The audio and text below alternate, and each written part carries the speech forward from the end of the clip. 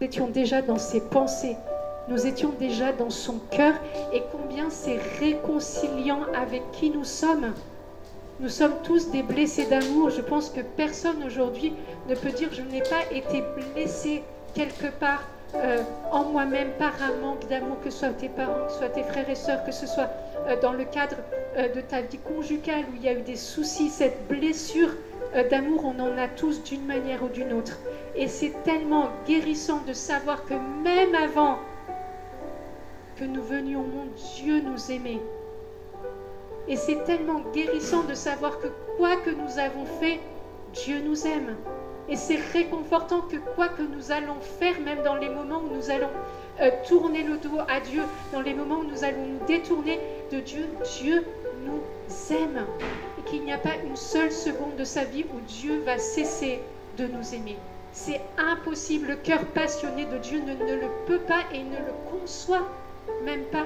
Il ne peut pas concevoir d'arrêter de t'aimer en dépit de tout ce que tu as fait et en dépit de tout ce que tu feras après. C'est ça, cet amour tellement fort et tellement puissant de la part de Dieu. Et Dieu, quand il vient, il veut se manifester de cette manière-là. Et on a besoin de faire cette expérience dans nos corps. La vie chrétienne n'est pas une vie désincarnée. Je suis désolée, moi je ne prêche pas la foi seule suffit. On a besoin de faire des expériences et que ça devienne concret dans notre vie. On a besoin que notre cœur soit tellement saisi que nous puissions réaliser jusqu'à quel point Dieu nous aime. Nous avons besoin de sentir le cœur de Dieu battre pour nous. Nous avons besoin de sentir notre cœur être complètement saisi par cet amour de Dieu et que c'est concret, qu'on réalise la dignité de nos vies, qu'on réalise cet amour de Dieu dans nos vies. Sinon, ça reste des mots.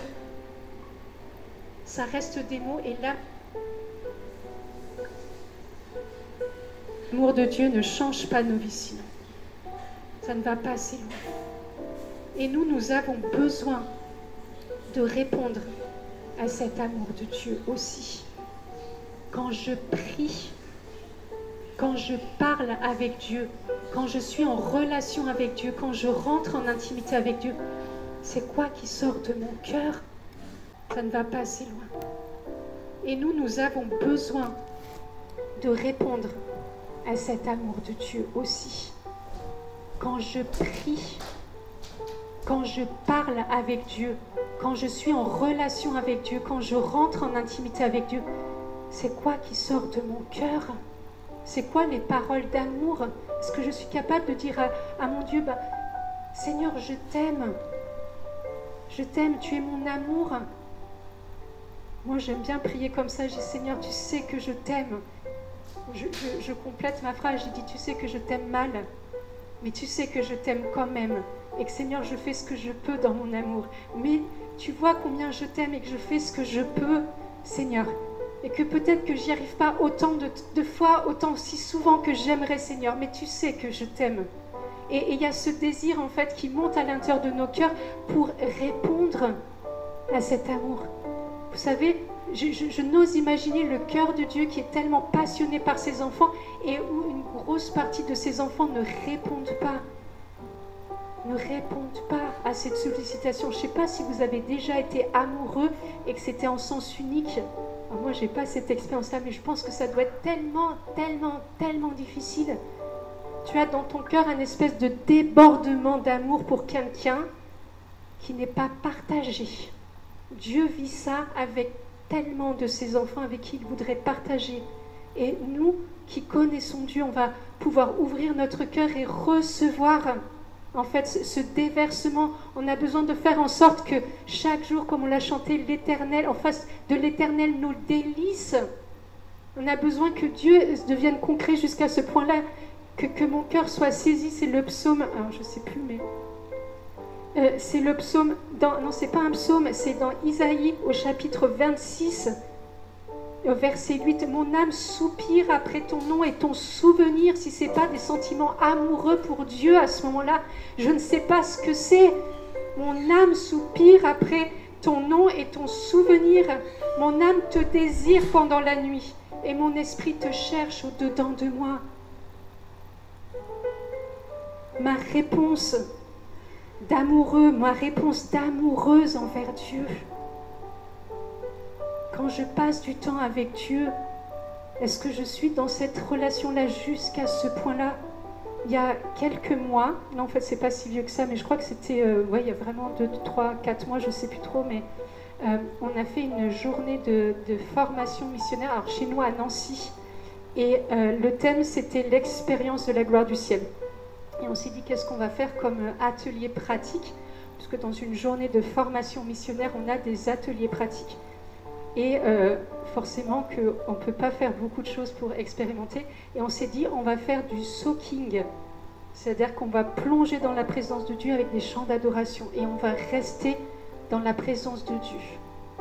Et en fait, il y avait une centaine de personnes chez nous, et on a pris 1 heure de temps avec juste des chants d'adoration. Il y avait 2-3 jeunes qui étaient là et qui passaient pour prier quand il y avait besoin. 1 heure de temps. 1 heure de temps juste avec... Je n'ai vu quasiment personne ouvrir les yeux. Il y avait des personnes, c'était leur première expérience. Et après, on a fait une relecture. Important, les relectures. Vous savez, alors, les gens sont venus me voir en disant, tu sais, Tabitha, on n'a pas dormi pendant ce temps-là. Merci. Parce que c'est très facile sinon de s'endormir. Et en fait, il y en a un certain nombre qui sont rentrés dans quelque chose de l'ordre de cette relation amoureuse avec Dieu. J'ai dit, qui veut témoigner? Il faut juste savoir que chez nous, à Nancy, dès que tu dis qui veut témoigner, tu as déjà la moitié des gens qui ont la main levée. Les gens sont tellement assez, un truc de dingue, on ne peut pas faire témoigner tout le monde. Et la première personne qui a levé la main, à qui j'ai donné le micro, elle témoigne de ceci. Elle dit, pendant ce temps de soaking, j'ai dansé la valse avec Jésus. Et là, c'est marrant, quand je l'écoutais, tout à coup, il y a plein de choses. Ça a ouvert un espèce de souvenir. Et je me dis, ah, c'est trop génial.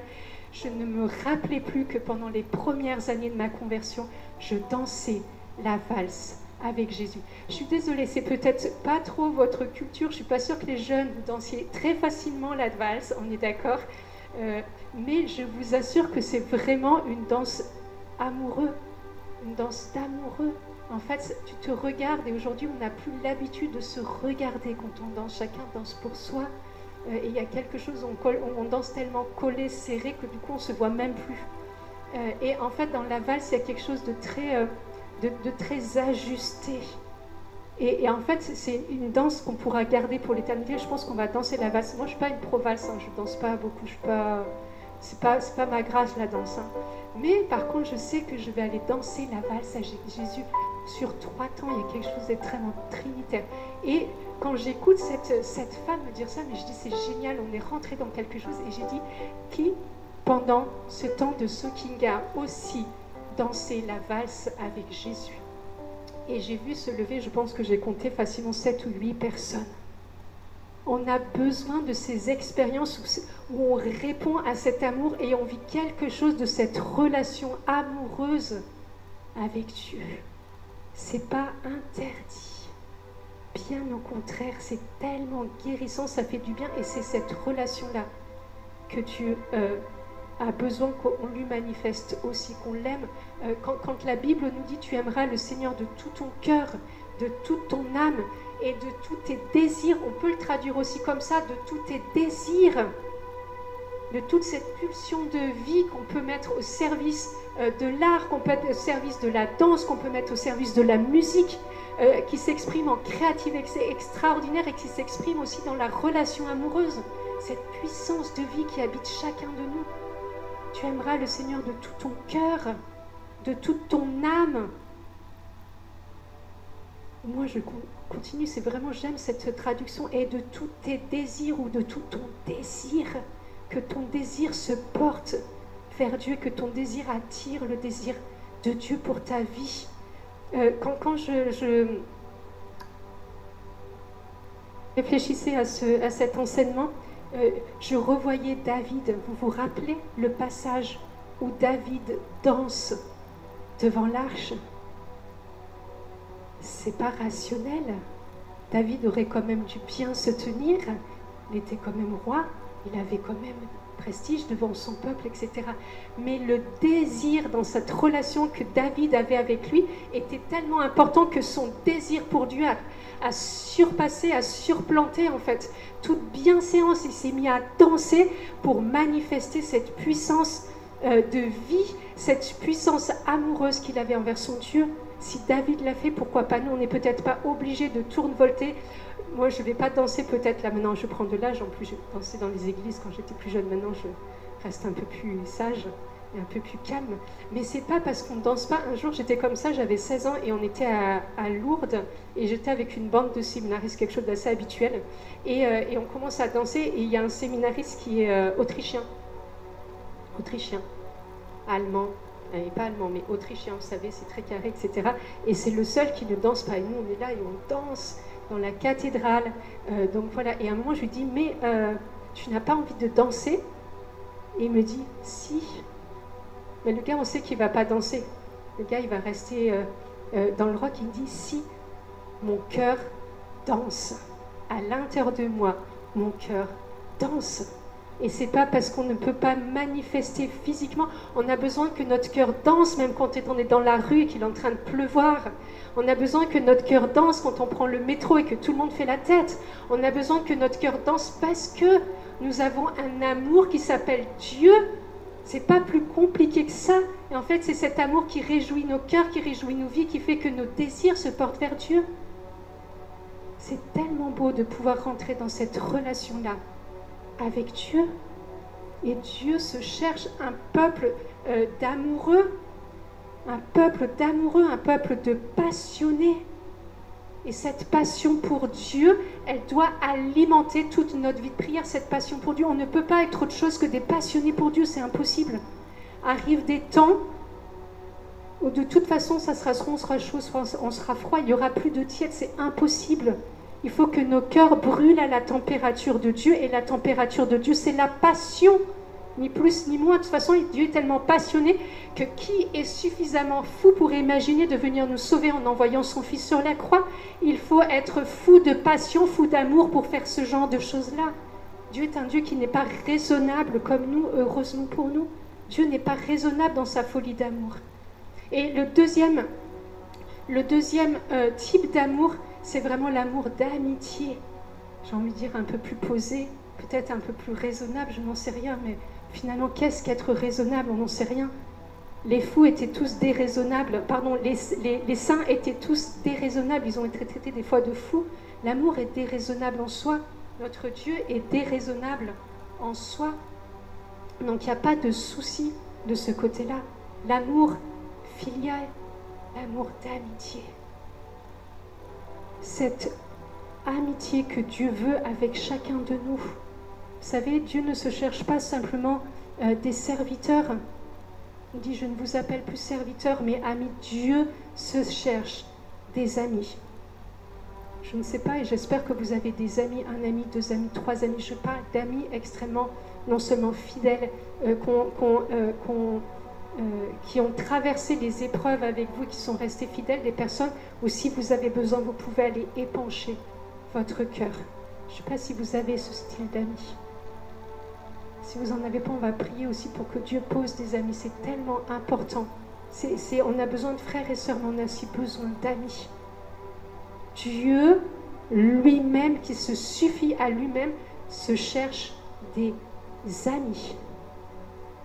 Et quand Dieu regarde son peuple, parfois, effectivement, il a beaucoup d'enfants, ça, il n'y a pas de souci. Il a beaucoup de personnes qui viennent lui demander les choses, ça, il n'y a pas de souci. Mais est-ce que Dieu a des amis? Moi, je ne vais pas répondre à la place de Dieu. Moi, j'espère que Dieu trouve parmi son peuple vraiment des amis. Et dans cette relation d'amitié, il y a ce que Dieu a besoin et il y a ce que nous pouvons aussi répondre. C'est-à-dire que nous devenons amis de Dieu et Dieu devient notre ami. Dieu veut une relation avec toi où il puisse te faire confiance. Dieu veut pouvoir te faire confiance. Dieu veut pouvoir faire en sorte que ta vie devienne le lieu où Dieu peut se reposer quand il en a besoin. L'amitié de Dieu va jusqu'à là. Est-ce que notre cœur est le lieu du repos pour Dieu? en disant, Seigneur, quand tu ne sais pas où dormir et où poser la tête, Seigneur, tu peux venir poser ta tête sur mon cœur. C'est ça, cette relation d'amitié. Cette relation d'amitié dans la prière où Dieu va dire, j'ai besoin de partager ce qui habite mon cœur avec quelqu'un. Est-ce que je peux le faire avec toi? Est-ce que je peux te parler de ce qui habite mon cœur? Est-ce que je peux te parler de cet enfant-là qui est en train de souffrir et qui se détourne de moi? Est-ce que je peux te parler de cette personne-là? Est-ce que je peux te parler de cette nation? Est-ce que je peux te parler de ce qui est en train d'arriver?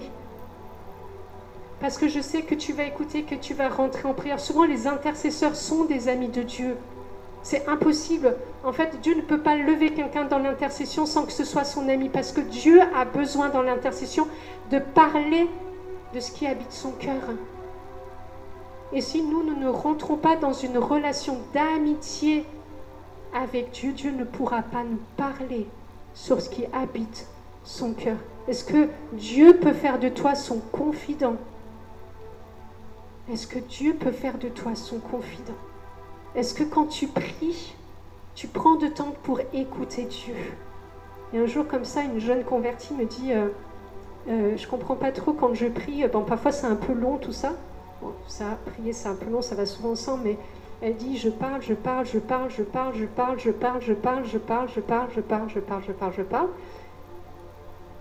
Et puis après, je ne sais plus qu'est-ce qu'il faut faire. Alors j'ai dit, très bien, tu parles, ok, c'est bien, mais est-ce que tu prends le temps d'écouter Dieu une fois que tu as parlé? Ah bon, parce que dans la prière, il faut aussi écouter Dieu. La prière est un dialogue. C'est pas juste, je fais la liste de mes besoins. Dieu n'est pas là juste pour répondre à mes besoins. Oh Seigneur, tu sais, regarde mon fils. Oh Seigneur, regarde ma fille. Oh Seigneur, ma situation. Oh Seigneur, si. Dieu sait. Dieu sait. Il a besoin qu'on lui en parle. On est d'accord, mais Dieu sait ce que tu vis. Dieu connaît ta situation. Mais par contre, dans la prière, quand tu t'assois, quand tu te mets à genoux devant lui, tu dis, Seigneur, ce temps-là, je te l'offre. Tu peux me parler.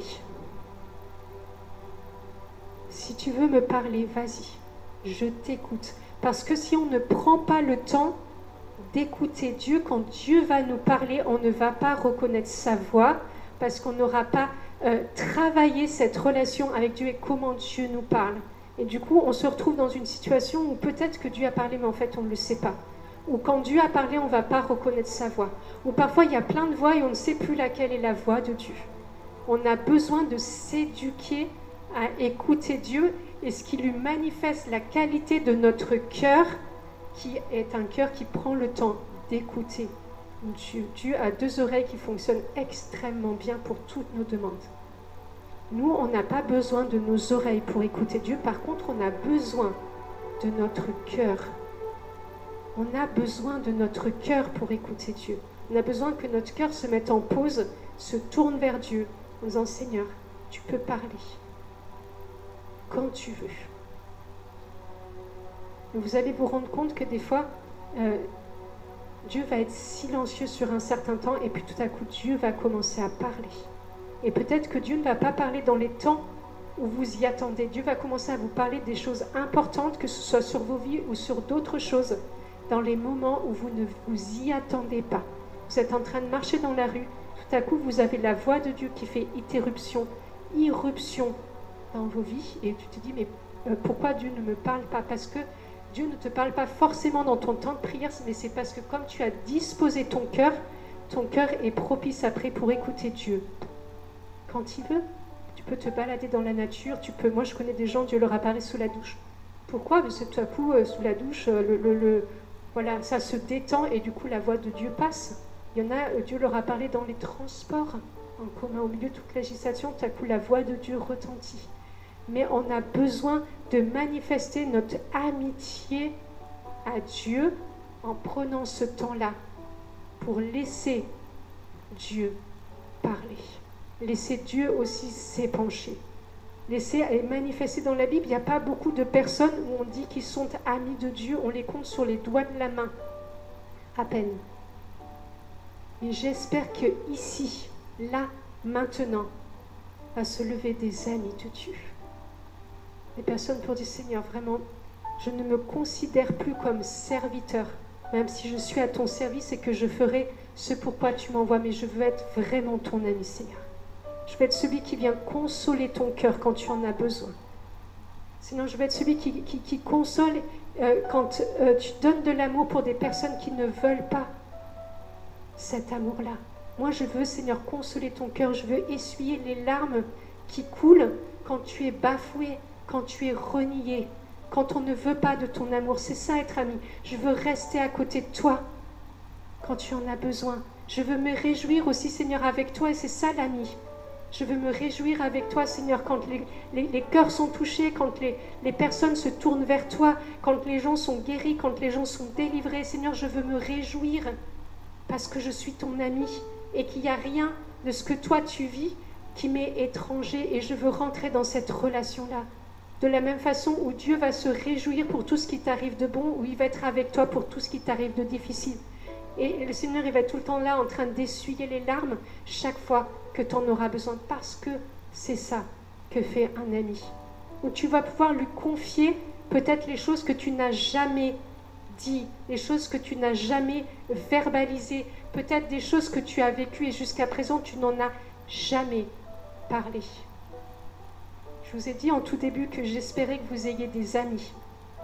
J'ai vécu une grosse partie de ma vie avec énormément de monde autour de moi, et je ne veux pas vous dire que je n'étais pas aimée parce que c'était absolument pas vrai. Et j'avais comme ça encore aujourd'hui du monde vraiment partout, mais déjà adolescente, je connaissais du monde dans je ne sais pas combien de pays, et vraiment il y avait du monde autour de moi. Mais si je devais appeler quelqu'un parce que j'étais en difficulté, je ne savais pas à qui m'adresser. C'est-à-dire que dans les gens qui étaient tout autour de moi, il n'y a personne à qui je me dis, tiens, peut-être que j'ai suffisamment confiance dans la relation que nous avons pour à un moment dire, j'appelle pour dire que là, vraiment, ça ne va pas. Et vous savez, ça a été hyper difficile, hyper douloureux. Et en même temps, je me suis rendu compte, écoutez bien, je me suis rendu compte que ça a été une grâce. Parce qu'il y a un moment où tu es tellement seul dans ce que tu vis, que c'est soit tu te dis, je fais de Dieu mon confident, et à un moment je lui partage réellement ce qu'il y a sur mon cœur, ce qui m'habite, les choses que personne jusqu'à présent ne connaît, parce que je sais que Dieu est mon ami et que je veux aller jusqu'à là.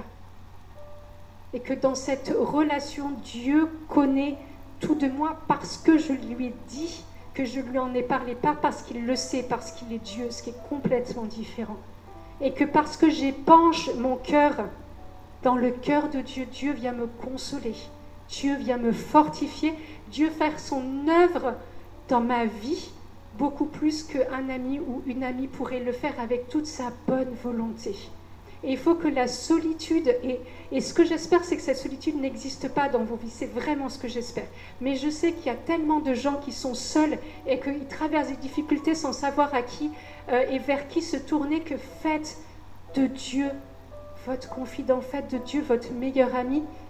Laissez-lui la possibilité d'être un ami fidèle dans vos vies. Laissez-lui cette possibilité. Je vous assure que d'avoir choisi Dieu comme ami, même si je l'avais choisi comme père et qu'on a plein de relations avec Dieu, je pense que ça m'a évité, je ne sais pas comment vous le dire, mais j'ai une chance incroyable de ne jamais avoir besoin de psychologue. Et pourtant, je vous assure, ma vie a été vraiment un enchaînement de difficultés, de traumatismes, etc., extrêmement violents. Et pourtant, j'ai envie de dire, je vais bien, même sur un plan psychologique, et je vous assure que ce n'est pas quelque chose qui est donné à tout le monde, mais parce que j'ai fait de Dieu mon meilleur ami. Je veux dire, Dieu a restauré tout ce qui aurait dû être brisé dans ma vie. Tout ce qui aurait dû être brisé, tout ce qui a été piétiné, tout ce qui a été détruit dans ma vie. Dieu peut faire ce genre de travail dans chacune de nos vies. Il reste les petites failles, il reste effectivement les petites choses, mais le gros du travail, parce que mon cœur est attaché au cœur de Dieu, Dieu nous restaure. Dieu est d'une capacité extraordinaire de guérison. C'est incroyable ce que Dieu peut faire dans nos vies. Si aujourd'hui tu crois qu'il y a des choses dans ta vie qui sont tellement difficiles, qui sont tellement douloureuses que même jamais personne ne pourra mettre le doigt dessus, parce que tu penses que en fait cette chose-là plus personne, et que tu l'as cadenassée dans ton cœur, Je te dis de la part de Dieu qu'en fait c'est un mensonge. Dieu peut décadenasser et peut venir toucher ta blessure la plus vive et le traumatisme le plus important de ta vie sans te faire de mal. Et je crois que c'est ça la chose la plus importante. Quand Dieu vient et qu'il vient toucher ces lieux-là dans nos vies, c'est parce que la vie de Dieu va se manifester avec une puissance extraordinaire. Et parce que tu laisses Dieu être cet ami dans ta vie, tu vas te rendre compte du chemin de guérison qui est possible en Dieu. Quand les hommes te disent que dans ton histoire, il n'y a plus rien à faire, c'est du mensonge, c'est de la part des hommes. Il y a une puissance de vie, il y a une puissance de résurrection, il y a une puissance de relèvement dans cet amour que Dieu nous propose et dans cette communion, dans cette relation que Dieu a avec chacun d'entre nous. Il n'y a jamais de fatalité. Du coup, la question que Dieu te pose aujourd'hui, c'est est-ce que tu veux bien être mon ami ?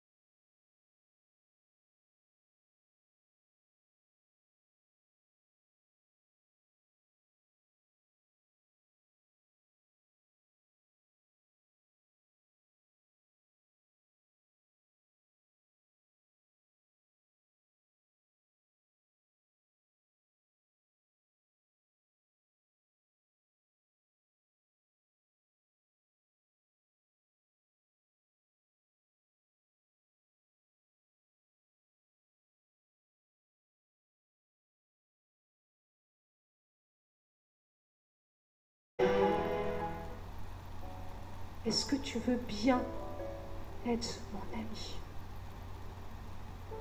Et il y a cet empressement, il y a cette inquiétude, et c'est une inquiétude amoureuse de la part de Dieu. Est-ce que tu veux bien être mon ami? Il y a cette supplication de la part de Dieu. Dieu est un mendiant d'amour, tout simplement. Est-ce que tu veux bien être mon ami et t'engager aujourd'hui à cette amitié avec moi? Et on va voir du coup la troisième partie, parce que du coup on voit que l'étendue, et encore je pense que je n'ai pas tout déployé l'étendue de l'amour de Dieu, mais celui dont généralement on connaît mieux l'agapé, cet amour qui est capable de donner sa vie, ce don parfait. Ce don parfait. Et on a l'impression que l'amour, il faut aller le plus loin, ça c'est l'amour le plus parfait, mais n'oublions pas que toutes les autres formes d'amour sont tout aussi importantes pour nos vies parce qu'elles nous apportent quelque chose. Mais l'amour que Dieu nous a manifesté de la manière la plus parfaite, c'est cet amour d'agapé. Et c'est Saint Jean au chapitre 15, verset 13 qui nous redit, nous dit, il n'y a pas de plus grand amour que de donner sa vie pour ceux qu'on aime. Et cette capacité à donner sa vie, c'est ça l'amour d'agapé, être capable de donner sa vie. Je nous rassure, seul Dieu a été capable de donner sa vie, simplement aussi pour ses amis, pour ceux qui vont l'aimer, mais surtout pour ceux qui ne vont pas l'aimer. Dieu n'a pas fait de choix quand il est mort de savoir si ses enfants vont l'accepter, vont recevoir en fait cet amour, ou est-ce qu'ils vont le bafouer. L'amour de Dieu a été manifesté dans sa perfection la plus ultime à la croix, où il est mort pour les justes et les injustes. Il est mort pour les bons et les méchants. Il est mort pour ceux qui étaient pécheurs et ceux qui n'étaient pas. En fait, il n'y a pas beaucoup qui ne sont pas pécheurs. Hein. Mais je pense qu'à part la Vierge Marie, voilà, on est tous pécheurs. Mais on est tous sauvés par grâce. Et c'est ça l'amour de Dieu qui va jusqu'à la perfection. Et parce que Dieu nous montre la perfection, il nous montre jusqu'où peut aller son amour, nous sommes capables de rentrer dans cet exemple d'amour qui nous entraîne le plus loin possible. Et nous sommes capables parce que Dieu l'a fait avant nous. Et en fait, dans cet amour d'agapé, c'est pareil. Il y a toujours cette recherche de Dieu en disant, est-ce que je peux t'aimer dans tout ce que tu es, même si tu n'es pas capable de répondre à cette perfection d'amour. Et à ce moment-là, Dieu ne nous demande pas de répondre à cette perfection d'amour comme lui l'a fait. On ne pourra jamais aimer Dieu comme il nous a aimés. C'est impossible. Et au moins, ça nous enlève du stress. C'est Seigneur, je t'aime avec ce que je suis, je t'aime comme je peux, je fais le maximum, Seigneur, et je te demande de prendre tout cet amour que j'ai, Seigneur, et toi-même de le faire grandir et de le faire maturer. Il y a une maturation dans l'amour. Mais nous, et Dieu ne nous le demandera jamais, et il ne nous demandera jamais d'aller, nous, à la croix. Dieu l'a fait, c'est fait. Et cette manifestation concrète de cet amour d'agapé, c'est fait. Et on est capable, nous, de rentrer en fait dans ce qui est aussi le plus beau. Et on voit en fait depuis les débuts de l'Église cette capacité à donner sa vie pour quelqu'un. Le martyr, c'est ça, c'est cet amour d'agapé emmené du coup à la suite du Christ. Être capable de confesser Christ et de mourir, être capable de donner sa vie à la place de quelqu'un d'autre pour mourir. Et il y a des exemples qui sont lointains, parce que du coup on a reparlé il n'y a pas si longtemps que ça de Saint Maximilien Kolbe dans l'enfer des camps de concentration d'Auschwitz. Cet amour d'agapé de ce prêtre qui dit à un père de famille, je vais prendre ta place dans le bunker de la mort. En fait, cet amour-là n'est capable que parce qu'il est ancré à l'amour sur la croix que Christ a eu déjà avant. Sinon, on n'est pas capable de faire ce genre de truc-là, en fait. Et ce prêtre a pris la place de ce père de famille. Et il est mort pour sauver un père de famille. Christ est mort pour sauver toute l'humanité. Et en fait, le but après dans notre vie, c'est que cet amour, en fait, se déploie le plus possible. D'être capable d'aimer ceux qui nous aiment, c'est facile. Parfois, ils nous énervent, parfois, ils nous agacent, mais quand même, on les aime. Et à la limite, ça va. Certains jours plus que d'autres. Mais aimer ceux qui ne nous aiment pas, ceux que nous n'aimons pas, même si ça j'ai encore du mal à comprendre comment est-ce qu'on peut ne pas aimer quelqu'un. Excusez-moi, moi je suis vraiment peut-être la plus naïve des personnes qui existent sur Terre. Et il y a des trucs que je ne comprends pas, c'est pas dans ma logique. Et en fait, on a besoin que notre amour, en fait, il soit déployé jusqu'à là. Que tout à coup, tu réalises que tu es en difficulté avec une personne et parce que cet amour d'agapé t'a devancé, que tu pries et ton cœur soit mis au large et que tu commences à aimer quelqu'un que tu n'aimais pas jusqu'alors. Que tu vas te rendre compte, en fait, que cet amour, elle est surnaturelle. C'est un amour surnaturel. C'est-à-dire que si moi, j'avais fait le choix d'aimer quelqu'un, non, j'aurais peut-être pas aimé cette personne-là. Pourquoi? J'en sais rien, mais sa tête ne me revient pas. Des fois, il n'y a pas de bonne explication, il n'y a pas de mauvaise explication. Quand j'étais encore dans mon ancienne communauté, j'avais, quel âge je pouvais avoir? Je ne suis pas sûre que j'avais encore 25 ans, je devais avoir 24 ans, un truc comme ça. Et arrive une sœur qui n'était pas là quand moi je suis arrivée. Voilà. Et donc du coup, elle me trouve, c'est une sœur qui est déjà engagée, etc. Moi, je suis postulante. Et j'arrive d'Afrique. Enfin, moi, je suis rentrée en communauté en Afrique, donc j'arrive d'Afrique. Donc elle ne me connaît pas et elle est absente pendant une année, et elle revient, elle me trouve là. Et en fait, je ne suis pas à la bonne place selon elle. C'est-à-dire qu'en gros, il n'y a rien qui va chez moi, quoi. C'est-à-dire que, mais garde ta place de postulante, mais j'y suis pour rien si ma place à moi qu'on me donne à ce moment-là, au niveau des responsables, c'est une place d'engagé. J'y peux rien. Je fais ce qu'on me demande et que cette sœur, elle est agacée parce que je ne suis pas à la bonne place. Et elle me le manifeste très concrètement. Donc voilà. Et moi, je n'ai pas de problème parce que moi, je ne connais pas cette sœur. Donc je ne peux pas savoir si je l'aime ou si je ne l'aime pas. Moi, je suis contente, j'ai une sœur. Enfin, voilà, c'est juste une sœur pour moi, je suis contente. Et je me dis, mais elle a quoi comme problème avec moi, cette sœur, quoi? Et j'ai commencé à prier pour elle, prier pour elle. Je n'ai jamais compris à quel moment ça a basculé. C'est-à-dire que cette sœur qui me créait des problèmes où j'étais pas à la bonne place, il y a un moment où Dieu a changé son cœur et lui a montré que j'étais à la bonne place, même si j'étais pas dans les bonnes cases. Je suis jamais rentrée dans les cases. Je pense que là, je vais mourir, je serai jamais dans les bonnes cases, quoi. Mais à un moment, Dieu est capable de faire ce bascule-là et d'être capable d'aimer. Moi, elle m'aimait. Enfin, je sais pas si c'est une question d'amour, mais en tout cas, je l'agaçais dans ce que j'étais profondément. Et Dieu bascule son cœur sur... Ça a été pendant les 2 années et demie que j'ai passé dans cette maison, ma meilleure défenseuse. C'est-à-dire qu'elle s'est levée pour moi quand il y avait des problèmes. Moi, je n'ai jamais ouvert ma bouche pour quoi que ce soit. J'ai toujours décidé que quoi qu'il arrive, Dieu serait mon défenseur. Cette sœur-là s'est levée pour moi, alors que quand elle est arrivée pendant des mois, elle était agacée par moi. Dieu peut faire ce genre de choses-là. Notre cœur a besoin d'être transformé jusqu'à là pour que chacun des personnes que je rencontre, je puisse les aimer de cette manière-là. Je ne dis pas que c'est simple, mais je dis que nous avons une personne extraordinaire en la personne du Saint-Esprit qui est capable de faire ces choses-là dans nos vies. Et on a besoin de la puissance du Saint-Esprit pour commencer à aimer.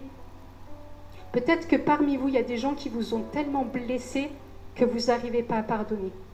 Et que parfois, je voudrais juste qu'on déculpabilise, parce qu'on dit toujours, et c'est vrai que garder de la rancune ou de la rancœur, c'est un péché, c'est vrai. Mais parfois, la blessure est tellement importante que même toute notre bonne volonté pour pardonner, on n'y arrive pas. On n'y arrive pas. Et on a besoin que du coup le Saint-Esprit prenne le relais dans notre vie pour apprendre à délier ces liens négatifs avec les personnes qui nous ont fait du mal. Ça peut être un membre de nos familles. Mais ça peut être des collègues de travail, ça peut même être des frères et sœurs de communauté. Des fois, il y a des relations, des relations qui sont tellement éprouvantes qu'on a du mal après à lâcher. Et pourtant, on sait, parce qu'on connaît Dieu, qu'il faut qu'on puisse faire quelque chose pour délier nos cœurs et apprendre à les aimer. On ne veut peut-être pas pouvoir restaurer la relation. Attention, pardonner ne veut pas dire que la relation va redevenir avant, on va devenir pour le coup les meilleurs amis. Non. Mais à un moment, en fait, on va pouvoir passer dans cet amour agapé. Dieu m'a enseigné ça très jeune. J'ai été victime d'un accident de voiture d'origine criminelle. Et avec ma famille, on a vraiment failli mourir. C'est-à-dire que quand les pompiers, les policiers sont arrivés sur place, ils ne croyaient pas que c'était possible qu'il y ait encore des survivants. dans la voiture. C'est juste pour vous dire en fait l'impact que ça a été dans cet accident d'origine criminelle. Et c'est des jeunes qui ont provoqué cet accident, des jeunes qui ont provoqué cet accident. Et en fait, pendant plusieurs années, donc là j'avais 13 ans, pendant plusieurs années, j'ai fait comme si il ne s'était pas passé grand-chose. Bon, j'avais plein de traumatismes. C'est-à-dire que monter dans une voiture, j'étais accrochée des pieds et des mains jusqu'à ce qu'on puisse prier pour ma guérison, pour que je ne sois arrêtée d'être traumatisée par la voiture. Et en fait, voilà, entre 13 ans et 18 ans, j'ai fait comme s'il n'était rien arrivé, etc. Et j'ai continué ma vie. Parce que quand vous apprenez qu'on vient d'essayer de vous tuer, en fait, c'est tellement fort qu'à un moment, il faut que psychiquement, on puisse en fait, se protéger. Et jusqu'à l'âge de 18 ans, hein, ce n'est pas un événement heureux qui a fait tout sortir, mais c'est un autre événement qui a fait tout ressortir. Je sors du lycée, j'étais en terminale, donc j'avais 17 ans, je sors du lycée, c'était 18 heures. Je vais pour traverser la rue et il y a une voiture qui passe à tout à l'heure et qui fauche la fille qui est devant moi. C'est-à-dire que ça s'est joué à quelques secondes et elle est morte. Elle est morte là, ici, en fait, sur là. Et c'était encore des jeunes. Et vraiment, les jeunes, je vous encourage, vraiment, quand on choisit Christ, ça évite qu'on fasse des erreurs pour gâcher, en fait, le reste et le potentiel du reste de la vie, quoi. Et en fait, le jeune qui conduisait était mineur et il n'avait pas le permis. Et on a deux jeunes, du coup, le conducteur et du coup sa copine qui, elle, était majeure, deux jeunes qui se sont retrouvés en prison en ayant tué une autre jeune fille. C'est dramatique comme situation. Et moi, j'aime aller prêcher à la jeunesse parce que, justement, quand on fait des expériences de Dieu, il y a des choses qu'on arrête de faire pour détruire sa vie. Parce que quand on est jeune, on pense qu'on est immortel et qu'il n'y a rien. Et il y a des fois des choses où ça ne passe pas. Et on fait des actes qui ont des conséquences qui sont tellement, tellement, tellement graves pour votre vie, à vous, mais aussi pour la vie de ceux qui sont autour de vous. Et en fait, au moment où cette fille a été fauchée devant moi, en fait, tout s'est réouvert. Et là, je me suis rendu compte, qu'en fait, il y avait de l'amertume, il y avait de la haine, que je n'avais pas du tout pardonné, que ça avait empoisonné mon cœur.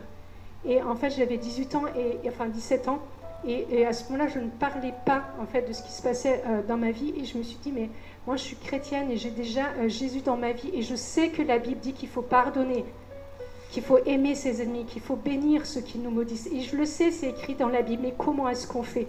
Et j'ai commencé à prier pour eux. Vous savez, prier pour quelqu'un qui vous a fait du mal, c'est dur. C'est dur. Et en fait, j'ai commencé à bénir leur vie. J'ai commencé à leur souhaiter le meilleur. Et en fait, au fur et à mesure, je priais pour eux, que je demandais la bénédiction de Dieu sur leur vie, sur leur famille, sur leur avenir, peu importe ce qu'ils avaient fait. En fait, Dieu a complètement délié mon cœur. Dieu est capable de nous faire rentrer dans un amour d'agapé beaucoup plus grand. Et cet amour d'agapé, là, je ne sais pas pour les jeunes, mais c'est pour les autres. Vous, ça sera votre tour, viendra. Mais je vous assure que l'amour d'agapé, ça va aussi plus loin que ça. Quand on traverse les temps d'épreuve, et je vais vraiment finir par ça, mais quand on traverse les temps d'épreuve, quand on traverse les temps de sécheresse, quand on a l'impression que Dieu n'est plus là, quand on a l'impression d'aller jusqu'à là, où on se dit, mais peut-être que Dieu m'a abandonné. Vous savez, ces lieux où on traverse et tout devient douloureux, difficile. L'amour d'agapé, qu'on répond à cet amour d'agapé de la part de Dieu, c'est Dieu, même si tu m'oubliais, écoutez bien, même si tu m'oubliais, Seigneur, moi je continuerai à te suivre. Seigneur, je continuerai à espérer en toi, je continuerai à croire en toi, je continuerai à t'aimer, Seigneur, même si toi, tu m'avais abandonné. Et on a besoin d'apprendre à traverser ces épreuves dans ce style d'amour-là envers Dieu. Seigneur, je ne sens plus rien, je ne vois plus rien, mais je continue de confesser que tu es mon Dieu. Je continue de confesser parce que j'ai déjà vu ta puissance dans ma vie. Seigneur, même si à un moment tu arrêtes de penser à moi, et on sait que ce n'est pas vrai, que ça n'arrivera jamais, on est d'accord. Mais Seigneur, si à un moment, un seul moment, tu arrêtais de penser à moi, Seigneur, moi, je n'arrêterai pas de penser à moi et je veux continuer à te suivre, quoi qu'il en coûte, Seigneur. Quoi qu'il m'en coûte, Seigneur. Et c'est dans ces moments où c'est tellement douloureux, où généralement on fait l'inverse, c'est-à-dire qu'on s'assoit, on s'arrête. Et parfois on dit, puisque Dieu m'a abandonné, puisque j'ai le sentiment que Dieu m'a abandonné, alors j'arrête tout avec Dieu. Et Dieu ne peut pas nous faire passer de l'autre côté, là où il y a la bénédiction surabondante qui nous attend. Je voulais vraiment juste finir ce soir. On va prendre le temps de prier.